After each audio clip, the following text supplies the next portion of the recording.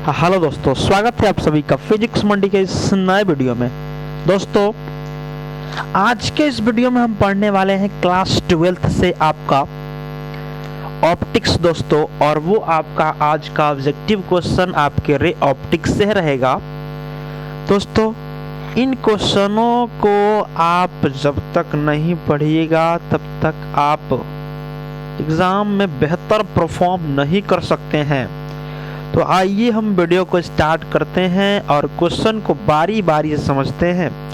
Question कहता है कि प्रकाशिक तंतु संचार किस घटना पर आधारित है। दोस्तों, यहाँ पे आप देख सकते हो, आपको ऑप्शन दिख रहा होगा संपूर्ण आंतरिक परावर्तन, इसको पूर्ण आंतरिक परावर्तन के नाम से भी जानते हैं। उसके बाद आपका प्रकीर्णन है, विवर्तन है, अपवर्तन है। आपका आंसर लिखा गया है, आपका क्या होगा, संपूर्ण आंतरिक परावर्तन, इसको पूर्ण आंतरिक परावर्तन भी कहते हैं। 2 नंबर क्वेश्चन कहता है कि एक वस्तु के 3 प्रतिबिंब प्राप्त करने के लिए 2 समतल दर्पण को कोण पर झुका कर रखना होता है। देखिए दोस्तों, यदि आपको किसी दर्पण से 3 प्रतिबिंब प्राप्त करने हैं तो आपको 2 समतल दर्पण को 90 के कोण पर आपको झुकाकर रखना पड़ता है। नेक्स्ट क्वेश्चन कहता है कि किसी दर्पण में वस्तु का प्रतिबिंब हमेशा छोटा और आभासी दिखाई पड़ता है, तो कौन सा दर्पण? आपका उत्तल दर्पण है, और उत्तल दर्पण हमेशा किसी वस्तु का छोटा और आभासी प्रतिबिंब बनाता है। अगला क्वेश्चन कहता है नंबर 4 क्वेश्चन, तरंगदैर्घ्य बढ़ने के साथ अपवर्तनांक का मान क्या होता है? घटता है। तरंगदैर्घ्य बढ़ेगा तो अपवर्तनांक का मान घटेगा दोस्तों। फिर क्वेश्चन अगला कहता है आपको, ये कहता है एक पतले लेंस जब 1.6 अपवर्तनांक वाले द्रव में डुबाया जाता है तो आपके क्वेश्चन क्या कहता है, तो डुबाया जाता है तब लेंस दिखाई पड़ता है, लेंस का अपवर्तनांक कितना हो जाएगा? अनंत हो जाएगा। देखिए, कहता है कि एक पतला लेंस है और उस पतले लेंस को जब इतना अपवर्तनांक वाले द्रव में डुबाइएगा तो तब लेंस दिखाई नहीं पड़ता है। तो जब लेंस नहीं दिखाई पड़ेगा तो अर्थात उसका अपवर्तनांक जो है वो काफी अधिक हो चुका है, अनंत हो चुका है। अगला क्वेश्चन कहता है कि 2 समतल दर्पण के बीच में एक वस्तु रखा गया है। यदि दर्पण के बीच कोण 60 डिग्री हो तो महत्तम प्रतिबिंबों की संख्या कितनी होगी? मतलब कितना अधिक आप प्राप्त कर सकते हैं। तो आप अगर 60 पर है तो आप 5 प्रतिबिंब को प्राप्त कर सकते हैं आसानी से, उसमें किसी प्रकार की कोई दिक्कत आपको नहीं होगी। फिर कहता है क्वेश्चन आगे कि इनमें से किस जोड़ों के लिए क्रांति कोण न्यूनतम होता है? तो वो है आपका ऑप्शन हवा से कांच, और हवा जो होती है वो काफी न्यूनतम होती है क्रांति कोण की मान। फिर कहता है अगला क्वेश्चन कि प्रकाश हवा से कांच में प्रवेश करता है तो इसका तरंगदैर्घ्य क्या होता है? घटता है। प्रकाश जब हवा से कांच में प्रवेश करेगा तो इसका तरंगदैर्घ्य क्या होता है? घट जाता है। अगला क्वेश्चन आपके सामने है, कहता है कि -1.5 डायोप्टर और +2.5 डायोप्टर क्षमता वाले 2 लेंस को संपर्क में रखें तो इस संयोजन की फोकस दूरी क्या होगी? तो यहाँ पे आप देख सकते हो दोनों में अंतर कितना का है दोस्तों। दोनों को ऐड कीजिएगा आपको, तो आपका -1.5 प्लस 2.5 रखिएगा तो घट के आंसर आएगा 1 मीटर। तो आंसर क्या आएगा आपका? 1 मीटर आएगा। तो 1 मीटर आप लिख सकते हो। तो यहाँ पे 1 डायोप्टर आएगा, 1 डायोप्टर को आप चेंज करते हैं मीटर में, आप निकालते हैं उसकी फोकस दूरी, तो आपका 1 मीटर ही आएगा। अगला क्वेश्चन कहता है कि एक खगोलीय दूरबीन की लंबाई 16 सेंटीमीटर और इसका आवर्धन क्षमता 3 है, तो लेंस की फोकस दूरियां क्या होंगी? कहता है कि दूरबीन की लंबाई, एक खगोलीय दूरबीन की लंबाई दे रखा है, तो आपको निकालना पड़ेगा दोस्तों। तो आप यहाँ पे देख सकते हो, आपका ऑप्शन 4 सेंटीमीटर 12 सेंटीमीटर है, तो यहाँ पे आपका ऑप्शन ए होगा। फिर क्वेश्चन कहता है कि एक गोलीय दर्पण को पानी में डुबा दिया जाए तो इसकी फोकस दूरी अच्छा रहेगी, अर्थात कोई परिवर्तन नहीं होगा। अगला क्वेश्चन कहता है कि एक प्रकाश किरण कांच का अपर्तनांक माइनस माइनस आपका 5.5/3 से पाई का अपर्तनांक इतना में जा रही है तो उसके क्रांति कोण का मान कितना होगा, उसका क्रांति कोण का मान कितना होगा, तो इस चीज को आपको प्राप्त करना पड़ेगा दोस्तों। कितना हो सकता है यहाँ देख सकते हो आप, आपने यहाँ पे एक सूत्र पढ़ा होगा, आपने एक सूत्र पढ़ा होगा आपका आई क्या होता है, साइन आई सी बराबर ये हो सकता है 1 चाहे म्यू बराबर साइन आई सी। आप यहाँ पे एक सूत्र पढ़े होंगे तो आप निकाल सकते हो, या म्यू का मान दे रखा है, कितना मान दिया है म्यू का, तो म्यू का मान आपका दिया है तो आप निकाल सकते हो यहाँ पे आपका साइन आई सी यदि निकाला जाए तो साइन आई सी में आ जाएगा म्यू अपन साइन। ठीक है, आंसर ऐसे ही साइन इनवर्स तो आएगा, लेकिन आपका आंसर आ जाएगा 4/5 के रूप में, 4/5 आपका ऑप्शन बी। फिर कहता है कि किस रंग का तरंगदैर्घ्य सबसे कम होता है। ऐसे आप तो शुरू से ही पढ़ते आ रहे हो कि बैंगनी रंग का तरंगदैर्घ्य काफी कम होता है।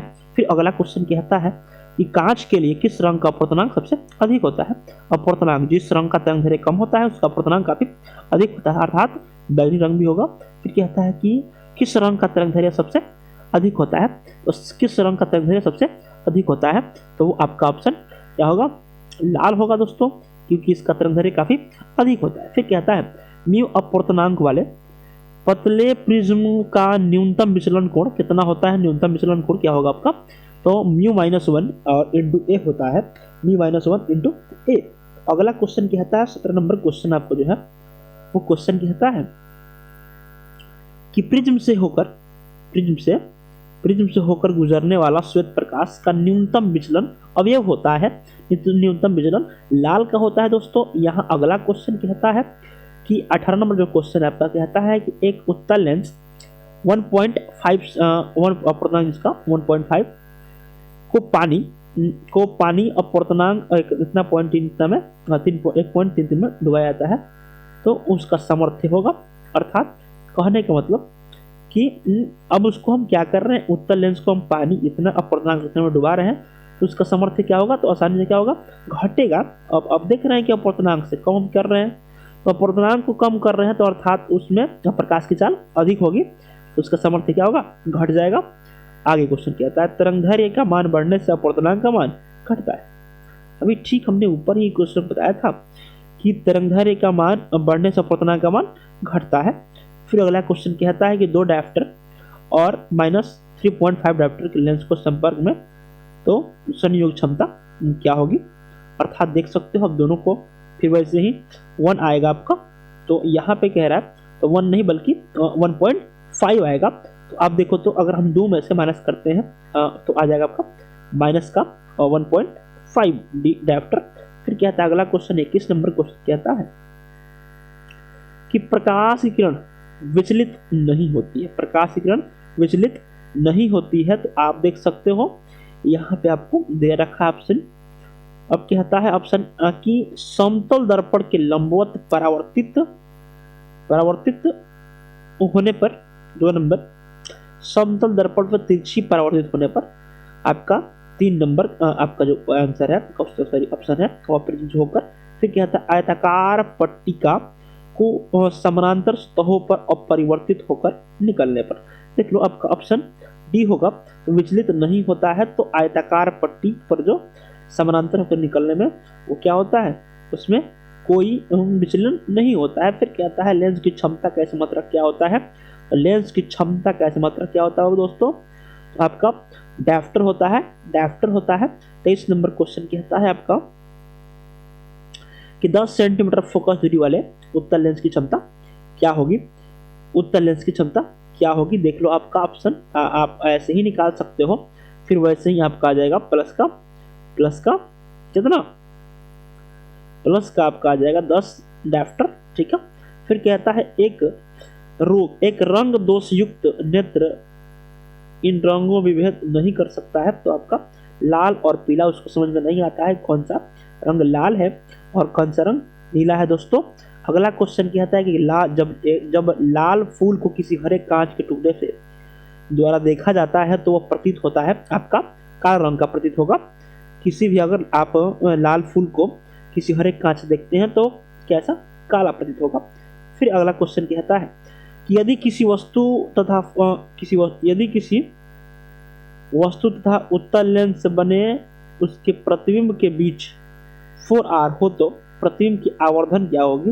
प्रतिबिंब की आवर्धन क्या होगी? 4R दिया हुआ है तो प्रतिबिंब की आवर्धन क्या होगी? यहाँ पे आप देख सकते हो, कहता है 1 से कम, 1 के बराबर, 1 से अधिक और 0 होगा। तो देखो तो आपका कहता है क्वेश्चन कि उत्तल लेंस से बने उसके प्रतिबिंब के बीच यदि 4R है तो उसकी आवर्धन क्षमता, आवर्धन क्या होगी? आवर्धन आपका 1 के बराबर होगा। 4R दिया हुआ है, 1 के बराबर होगा। फिर अगला क्वेश्चन कहता है कि एक द्वि उत्तल लेंस आभासी प्रतिबिंब बना सकता है यदि वो वस्तु स्थित हो किस पर? लेंस और लेंस के फोकस के बीच। नेक्स्ट क्वेश्चन है आपका, समांतर किरणों का एक पुंज किसी समतल पतले लेंस के समतल सतह पर गिरता है तो f सेंटीमीटर की फोकस दूरी होती है। यदि लेंस को उलट दिया जाए तो उसकी फोकस दूरी क्या होगी? आंसर देख सकते हो आप। कह रहा है क्वेश्चन, आंसर कह रहा है आपका ऑप्शन कह रहा है बढ़ जाएगी, घट जाएगी, वही रह जाएगी, 0 हो जाएगी, अर्थात वही रह जाएगा, उसमें कोई परिवर्तन नहीं होगा। अगला क्वेश्चन कहता है 29 नंबर कि जब R फोकस दूरी वाले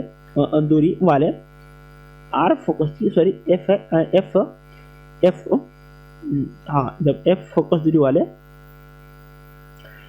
उत्तल लेंस को पानी में डुबाया जाता है तो उसकी फोकस दूरी क्या होती है दोस्तों? तो 4F देखो यहाँ पे इसको ठीक हमने ऊपर पढ़ा था क्वेश्चन, 4F के बराबर हो जाती है। यह अगला क्वेश्चन यहाँ पे कहता है कि एक उत्तल लेंस 1.5 mu इक्वल टू अपवर्तनांक दिया हुआ 1.5 इतना सेंटीमीटर के फोकस दूरी और अपवर्तनांक में 1 अपवर्तनांक वाले माध्यम में देख लो आप, जैसे क्वेश्चन आपको दिख रहा होगा कि इतना मतलब एक लेंस है उसकी जो आपको दे रखा है अपवर्तनांक, आवर्धन दे रखा है, आवर्धन शब्द दे रखा है। फोकस दूरी हवा में 20 सेंटीमीटर, जब लेंस की फोकस दूरी इतना अपवर्तनांक वाले माध्यम में है तो आंसर आपका अनंत हो जाएगा, क्योंकि ठीक इसके पहले इस क्वेश्चन को देखे थे। आगे देखो क्वेश्चन क्या कहता है कि कांच के उत्तल लेंस को जब पानी में डुबाया जाता है तो यह हो जाता है, आंसर कम अपसारी हो जाता है, आंसर आपका कम अपसारी हो जाएगा। फिर कहता है कि यदि किसी लेंस की फोकस मीटर हो तो उसकी क्षमता का मान क्या होगा? तो आपका 1/f डायरेक्टर होता है, ये सूत्र होता है P इक्वल टू का आपको निकालने का। अगला क्वेश्चन कहता है कि यदि किसी लेंस की फोकस दूरी 20 सेंटीमीटर तो उसकी क्षमता क्या होगी? तो आप देखते हो 5 डायरेक्टर होगा, क्या है कि 20 पंजे 100 कट जाएगा, फिर क्रॉस से मल्टीप्लाई कर देंगे हम, तो आपका आंसर क्या आ जाएगा? 5 डायरेक्टर। यदि किसी लेंस की क्षमता 1D है तो उसकी फोकस दूरी क्या होगी? 1 मीटर ही होगी, क्योंकि ऐसे तो क्वेश्चन हम आसानी से बना सकते हैं। फिर कहता है कि यदि समान फोकस दूरी वाले 2 अभिसारी लेंस एक दूसरे से संपर्क में रखे हों तो तब संयोग की फोकस दूरी होगी, अर्थात कहने का मतलब f/2 होगा, क्योंकि फोकस दूरी उसके आधा हो जाएगी। कहता है कि 3 लेंस जिनकी फोकस दूरी इतना और इतना है तो एक दूसरे से सटे रखने पर यह संयोजन फोकस दूरी की लंबाई हो जाएगी आपकी। तो देखो तो फोकस दूरी जो बीच में रहता है दोस्तों वो उसकी लंबाई हो जाती है, वो कितना है बीच में? आपका 30 माइनस का 30 सेंटीमीटर है, तो आंसर आपका 30 सेंटीमीटर होगा। 2 उत्तल लेंस को एक दूसरे के संपर्क में रखें तो समतुल्य लेंस होता है। देखो यहाँ पे ऑप्शन आपका उत्तल होता है, ठीक ना। एक क्वेश्चन कहता है ऑप्टिकल फाइबर किस सिद्धांत पर कार्य करता है? ऑप्टिकल फाइबर आपका पूर्ण आंतरिक प्रवर्तन के सिद्धांत पर कार्य करता है, जिसके ठीक ऊपर भी क्वेश्चन आपका वही था। अगला क्वेश्चन कहता है कि 2 लेंस जिनकी क्षमता माइनस आपका 15D और 5D है, तो को संयुक्त करने पर उनकी फोकस दूरी क्या हो जाएगी, इंक्लूड कर लो दोनों को, आंसर आपका 10 आ जाएगा, आंसर आपका 10 सेंटीमीटर। फिर कहता है अगला क्वेश्चन कि सूक्ष्मदर्शी एवं दूरदर्शक दोनों में किस लेंसों की फोकस दूरियां अधिक अंतर होता है, आंसर आपका दूरदर्शक हो जाएगा, क्योंकि इनमें लेंस जो होती हैं वो काफी अंतर पाई जाती है इनमें लेंसों में। अगला क्वेश्चन आपका है, जैसे आपका 45 क्वेश्चन है, कहता है कि एक संयुक्त सूक्ष्मदर्शी की अभिदृश्यक लेंस से बना प्रतिबिंब कैसा होता है, तो वास्तविक और बड़ा होता है, क्योंकि वास्तविक और बड़ा दिखाएगा तभी किसी वस्तु को हम आभास कर पाएंगे। अगला क्वेश्चन कहता है कि एक उत्तल लेंस को ऐसे द्रव में डुबाया जाता है जिसका अपवर्तनांक लेंस के पदार्थ के अपवर्तनांक के बराबर है, तो लेंस की फोकस दूरी क्या होगी, अनंत हो जाएगी दोस्तों। ये सिंपल तरीका है। दूर दृष्टि दोष को दूर करने के लिए किस लेंस का उपयोग हम लोग करते हैं, उत्तल लेंस का उपयोग करते हैं। अगला क्वेश्चन कहता है कि किसी प्रिज्म के एक वर्णीय प्रकाश को आपतित होने में निम्न में से कौन सी घटना होती है, तो आपका है वो आपके प्रकाश का वर्ण विक्षेपण होता है, आंसर प्रकाश का वर्ण विक्षेपण। मिस्टेक हो गया हम लोग से, हमने आंसर बी दे दिया हुआ है गलती से। फिर कहता है अगला क्वेश्चन कि मानव नेत्र की विभेदन क्षमता मिनट में होता है, वो मिनट में होता है 1/2, इसका ऑप्शन हमने नहीं दिया हुआ है, तो 1/2 होता है, आप नोट कर लीजिएगा 1/2। आज के वीडियो में इतना ही। वीडियो को अच्छा लगा हो तो वीडियो को लाइक कीजिएगा, और अभी तक चैनल को सब्सक्राइब नहीं किए हैं चैनल को सब्सक्राइब कीजिएगा, और कमेंट करके बताइए कि वीडियो कैसा लगा। मिलते हैं आपसे नेक्स्ट वीडियो में, तब तक के लिए धन्यवाद दोस्तों। राम राम, सत श्री अकाल, नमस्कार।